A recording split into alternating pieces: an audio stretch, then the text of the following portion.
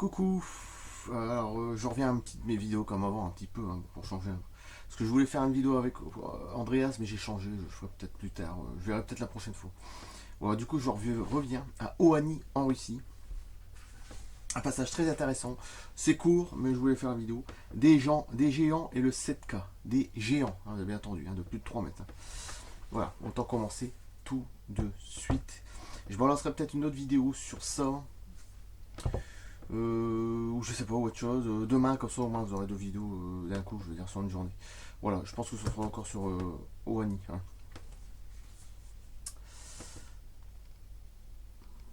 Alors, c'est très intéressant, écoutez bien, parce que là, c'est pas des petites créatures. Hein.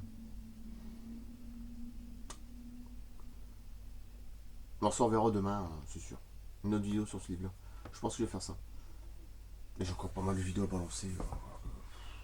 Alors, des géants et le 7K, écoutez bien. L'affaire du géant de Borisogleps pourrait être en lien direct avec les mystérieux nageurs. C'est pourquoi nous devons nous plonger dans le programme secret soviétique 7K. Edouard A. Wermilov, éminent scientifique russe de Gorky, en poste au prestigieux Institut de recherche en sciences radiophysiques, avait été impliqué dans les programmes Galactica au sein du 7K en 1982. Il enquêta sur une affaire dans laquelle fut très probablement impliqué un géant humanoïde du même type.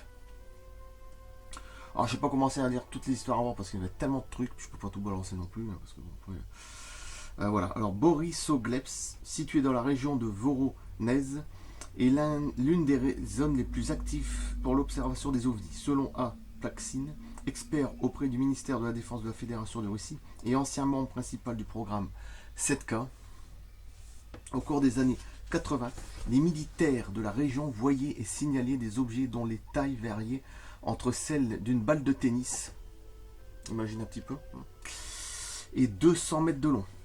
Oh, je pense que bon, ça va être plus dur à faire. Et manœuvraient à des vitesses allant de 0 à 600 km/h. De plus, ils étaient signalés à des altitudes entre le niveau du sol et 20 km. Ce qui est énorme. En conséquence, une commission militaire spéciale fut créée pour étudier le phénomène. Le 26 mai 1982, un de ces objets apparut lors de l'écrasement d'un avion MiG-21. Yermilov participa à l'enquête et déclara que l'avion avait perdu ses moyens de communication et s'était ensuite écrasé, alors qu'un ovni était observé à une altitude de 1500 mètres. On lança une opération de recherche et de récupération. Le 27 mai, l'équipe de recherche composée du sergent Panyukov et du soldat Yu Kunin, alors qu'elle se trouvait dans la forêt de la région de Povorino, pénétra dans une clairière où elle observait une entité humanoïde. Alors écoutez bien la taille. L'entité ne mesurait pas moins de 3,50 m, plus de 11 pieds. De haut, hein, bah oui. Et portait un vêtement argenté qui avait un ton verdâtre. Après que la créature eut fui le site de l'incident, les témoins oculaires observèrent une explosion derrière les arbres et un objet lumineux décolla en dégageant une traînée lumineuse derrière lui alors qu'il disparaissait derrière les arbres. On a l'impression d'être dans le film Predator, hein, je sais pas quoi, bon bref. Un autre cas intéressant d'observation de géants met en évidence la façon dont une connexion étroite a pris place entre les militaires russes locaux et les ovnis. Parmi ces derniers, le docteur Dzunzini, célèbre pour ses recherches sur l'accident de Dalnegorsk. Oui, c'est connu, c'est en 1986, mais bon, ça va me revenir sûrement plus tard. Parmi les documents fournis par le commandant du district de défense aérienne d'Extrême-Orient aux ufologues locaux, il en est un qui mentionne un cas intéressant de 1990.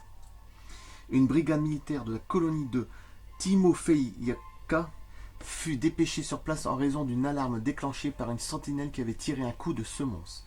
Après avoir observé deux êtres vêtus d'une combinaison argentée, encore une fois, les petits gris souvent c'est comme ça aussi. Hein. Ils mesuraient environ 2 mètres et demi. Alors là il fait 2 mètres 50. L'autre c'est 3 mètres 50 hein, déjà. Et approché depuis une chaînée voisine. Juste après le coup de semonce, les argentés, les êtres, retournèrent aussitôt dans les chaînes. Le sol était humide à cause d'une pluie récente et les agents du contre-espionnage russe qui vinrent sur le site découvrir de grandes empreintes de pieds. Informes, un peu comme les Bigfoot. Voilà. Alors c'était très court, je sais, mais j'en ferai une vidéo demain. Comme ça, on en aurait deux en suivant. Hein. Des géants et le 7K. Et la prochaine fois, je pense que je dirai ça.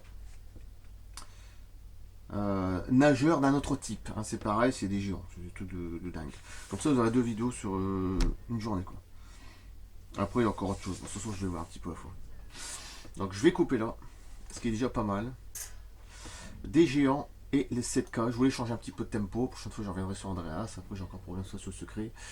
Etc. etc. L'Empire mini-exogène. L'histoire sur Mars. Bon, bref.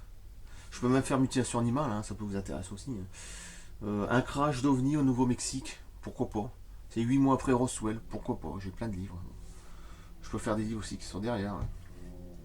L'autre terre des dieux de Dayman. Donc je sais pas. De toute façon, j'ai tellement de trucs, tellement de choix. Je suis tranquille pour un long moment. Et en plus, encore une fois, je viens de voir que l'année, elle passe très très vite. On est déjà au mois de décembre. C'est un truc de dingue. À chaque fois que je dis qu'au mois de janvier, oui, ça va aller vite sans plus, ben non, ça passe d'une vitesse. Et tous les ans, c'est comme ça file, ça file, ça file. Vous avez l'impression que ça file de plus en plus. On est peut-être sur des bonnes zones vibratoires, je sais pas. Pour moi, ça file de plus en plus depuis 5-6 ans. C'est effrayant. Des géants, le 7K.